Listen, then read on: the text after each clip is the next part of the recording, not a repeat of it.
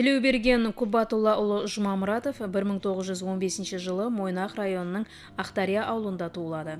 7 жасында әкесі қайтыс болып, анасының қолында тәрбиеланады. Сол уақыттан бастап ауылдағы ауыз енлі адамдардан халық ертеклерін, қосықларын, дасталарын ықыласпенен тыңлайды. Осы балалық кездегі көркем сөзге берілген ықылас кейін ала арабша тез сауат ашуға һәм қолына түскен қазақша, өзбекше, қарақалпақша кітапларды беріліп оқуға алып келді. Тілеуберген Жұмамұратовтың ең дәслепкі жазған қосықлары Мойнақ районынан шығатұғын Қызыл балықшы газетасында, кейін ала 1937 жылы оның дәслепкі қосықлары республикалық газеталарда басылып шыға басылады. 20 жас қарақалпақ әдебиетін, әсіресе поэзияны, тематиканы жанрлық жақтан байтуда Тілеуберген Жұмамұратовтың орны кіргілі.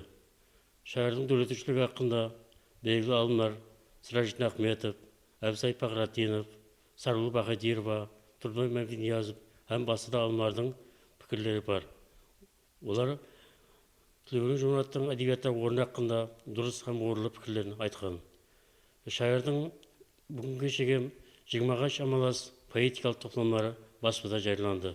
Оның қосықлары лирикалық жақтан терең идеяға һәм терең ойларға бай көркем дөрет болып есепталады. Біздің кітап оқушыларымызда Тілеуберген Жұмамұратов лирикасын жүзі тереңнен оқып үйреніп алыпты. Шайыр поэзиясындағы тегар өзгешелік біріншіден ол қарақалпақ лирикасында лирик шайыр сипатына көз түссе, екіншіден қарақалпақ лирикасында сатира жанрын ролдандыруға әдеуір үлес қосқан талантлы шайыр деп біз бақылаймыз. Шайырдың дөретушілігіне, оның дөретушілігінің өркілдеп өсуіне біріншіден ауызекі халық дөретпелері тәсір етті. Ол жас уақытларынан бастап сол Мойнақ жерлерінде жүріп, ауызекі халық дөретпелерін, нақыл мақалларды, халық дастарларды, сондай классик шайырлардың дөретпелерін тереңнен оқып үйренді, әттек оларды ятапта алды. Шайыр поэзиясындағы бір өзгешелік қарақалпақ фольклорлық дәстүрлерін терең өздестіре білді. Бұл да шайырдың өзіне тән бір шеберлігі болса керек.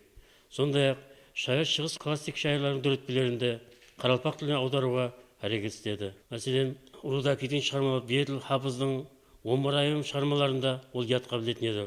Омар-айымның рубайларын қарақалпақ тіліне аударып, оның парсы тілінің, араб тілінің өзіндегі жетік білетіған шайыр екендігі көзге түседі. Бұл шығармаларында өмір философиясы хақында ойлар, бұның барлығы да шайырдың дөретушілігінің өркілдеп өсуіне әдеуір поэтикалық жақтан тәсір жасаса керек. Және де шайыр поэзиясын байыту мақсатында Пушкиннің шығармаларын қарақалпақ тіліне аударуға әрекет істеді. Пушкин жазушы һәм алтын балық деген лирикасын қарақалпақ тіліне аударды. Һәм бұл бойынша өзінің жазушы һәм алтын балық деген юмор сатиралық қосығын жазды. Бұл қосықтың тегар мазмұнында шайыр бір талантсыз шайырдың алтын балықтан талант сұрауы, бір қызықты сюжетке құрылғанлығы, уақиға құрылғанлығы, бұны лирикалық шеңіспен, лирикалық бір шеберлікпен жеткіре алған. Бұл да шайырдың өзіне тән бір шеберліктері болса керек. Шайыр поэзиясында көзге түсетін ең көрнекті шығармалардың бірі табиғатқа байланысты, мәселен Әмудария, табиғат құбылыстарына байланысты арналған қосықлары да оқушыларымызды жүдә қызықтырады. Әсіресе шайырдың философиялық ойлау құрылған қосықлары, мәселен шайырлық шарты деген қосығында да бұл шайырлардың алдына вазифа қояды. Шайырдың әрбір қосығы поэтикалық жақтан шебер құрылу керек, һәм көркемдік құралдарынан орынды пайдалану керек. Әрбір қосық бұл әлбетте бір құлпырған, бір әжайып бір түске еніп тұрған поэзиялық дөретпелерінің болу керек деген мәселелерді ортаға қояды. Бұл қосығында шайырдың бір тәсірлі жазылған дөретпелеріне есепталады. Шайыр поэзиясын қарақалпақ әдебиетінде биік шыңға көтерген оның эпикалық дөретпелері болып табылады. Ол бұл тұрауда бірнеше ондаған поэмаларын жазды. Мәселен, алтын балық, Гауһартас хақында аңызы кітап оқушыларын жүдә қызықтырады. Себебі бұнда Гауһартас һәм ақылды шопан хақындағы уақиғалар оқушыларды қызықтырады. Бұл мектеп сабақтарында берілген. Неше жылдар болса да бұл шығарма хақында оқушыларымыздың түсінігі қызығушылық артып барды. Себебі бұл шығармада оқушылардың психологиясына сай құрылғаны көрінеді. Біріншіден шайыр бұнда жастарымызды әдеп-кірамлыққа, жастарымызды бір минет-сүйгіштікке үйретсе, екіншіден оларды тапқырлыққа һәм терең ойлыққа үйретеді. Мәселен, ғарының 3 баласы бұл жүзі тентек болады. Олар дүнияның не қадірін білмейді. Жұмыс минетсіз күн көруге әрекет істейді. Балаларын ақыллыққа тәрбиелеу мақсатында ол бірнеше сұраулар береді. Бірақ бұл сұрауларды шеше алмайды. Мәселен, бір таяқты сындырып көреді, таяқ сынады. Ал бірнеше талларды бір жерге қояды, бірақ оны балалар сындыра алмайды. Осының себебін анықла дейді, бірақ балалар оның себебін анықтай алмайды. Мұнда тек арғы мақсат күш бірлікте келген шайыр айтacak болады. Һәм оны қарының тіл арқылы дұрыс баяндап берген. Бұндан басқа оқушылар қызықтыратын бір жер 17 малды кесірсіз 3-ке бөлу керек мәселесін ортаға қояды. Бұл да оқушылардың көркем поэзияда математикалық ойлаудың араласқанлығы. Демек, біздің шайырымыз математикалық ойлаудан терең білгенлігі оқушыларды қызықтырады.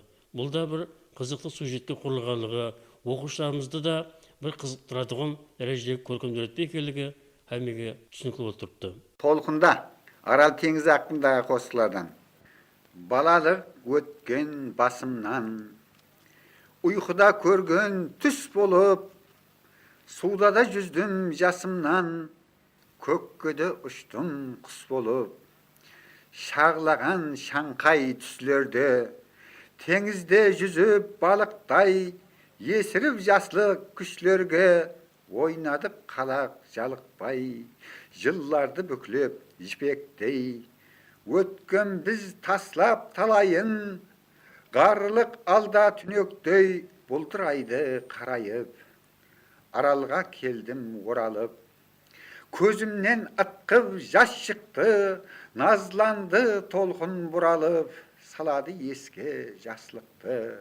Тырнап та көрді тебендей, жеңдім мен оған бой таслап, баяғы бала дегендей, ойнайды толқын қоддаслап.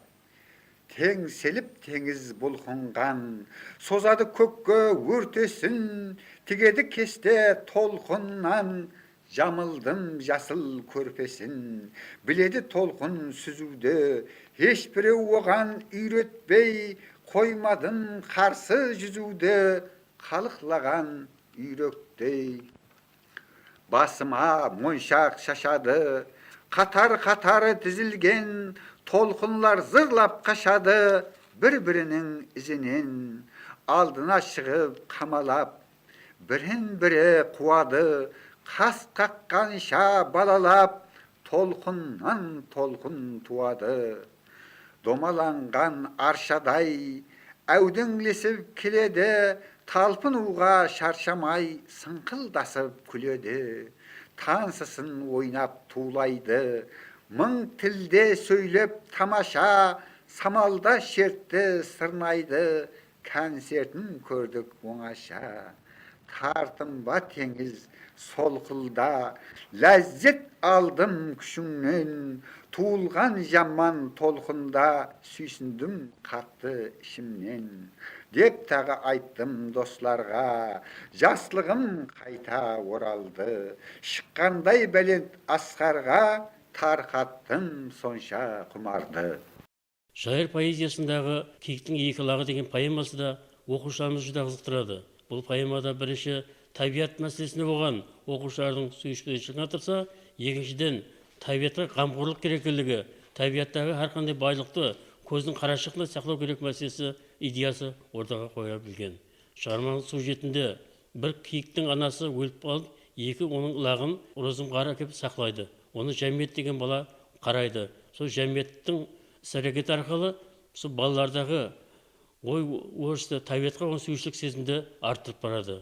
Бұл да жазушының өзіне тән бір стилік өзгешеліктері болып есептеледі. Шайыр дүртпелеріндегі көзге түсетін ең бір мәселе достық темасында ол өзінің поэтикалық дүртпелерінде тереңнен суреттеліп берілген. Әсіресе Макария сұлу шығармасында бұны шайырдың өзі қосып қойған роман деп бақыласа, біздің белгілі ғалымдарымыз Сиражин Ахмет оны поэма деп бақылайды. Қалыл Мақсетов оны қысса, ямас дәстүр деп бақылайды. Бұның өзі шайырдың шығармаға өз жанрлық тарихқа деп бір қызығушылық пен қатынаса салып көрінеді. Бұл дүртпесі үлкен бір тарихи дәуірлерді, Қарақалпақ халқының келіп шығу тарихын біздің жастарымызға үйрете біледі. Шайырдың және бір шеберлігі, халық тілін жүзі тереңнен білгенлігі осындай дүртпелерінен көрінеді. Шайыр поэзиясындағы және бір өзгешелік бұндағы достық темасы осы дөрекпеде айрықша көзге түседі. Бұнда ұрыс жігіті Қараман образы әмде Қаралпақ қызы Мария Сұлудың образы арқылы бұл нәрсе берілген. Олардағы ойлау қабілетлер, характерлер жақсы ашылған. Бұл шығарма жастарымызды отанға сүйушілікке, халықтар достығына, тұрақлы опадар мұхаббат ес болуға тәрбиелейтін бұл көркемдік болып табылады. Ұлымастырып айтқанда Тілеуберген Жұмамұрат поэзиясы Қарақалпақ поэзиясын тематикалық һәм жанрлық жақтан ырғындыруға үлес қосқан бейбақа байлық болып есептеледі. 20-ші әсір 40-ші жылдардың ақыры, 50-ші жылдардың басынан бастап шайыр дөретпесінде үлкен өрлеу басқышы басланды. Шайыр дөретпесінің темасы һәм жанрлық түрлері кеңейді. Шайырда өміріміздің шынлығын поэтикалық көзбенен көру һәм оны сұлу поэзиялық қатарлар менен сәулелендіру тәжірибесі артты.